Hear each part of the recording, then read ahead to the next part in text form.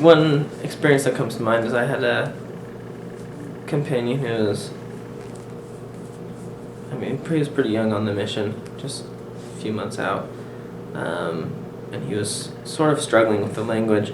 And one day it kind of seemed like he gave up, and his explanation was, "I need to learn the doctrine and then I'll learn the language." And so I was kind of struggling with how I could help him speak the language. He just wanted to speak English with me, and so I was wondering what I could do to help. And my first instinct was just to speak Spanish only.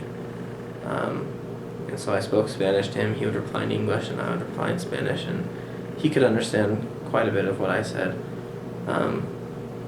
But it was sort of causing a little bit of tension. And so I was being stubborn about it, probably for 3 or 4 hours. I just spoke at him in Spanish, trying to get him to understand that Spanish was really important. And then I realized that wasn't working at all. And so when we were leaving our apartment for the afternoon, we always pray when we leave the apartment. And so I offered a prayer, a companion prayer in English. And I asked him for forgiveness in my prayer, for my stubbornness, for my unwillingness to help him with his problems.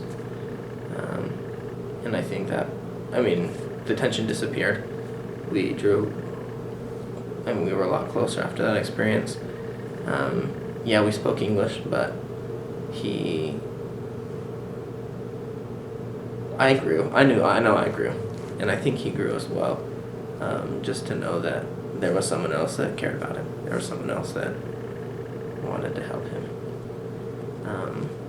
And again, someone I know says, a lot of times people say, show love. I don't like that phrase. You shouldn't show love. You should actually love the person. And when you actually love them, then they know. And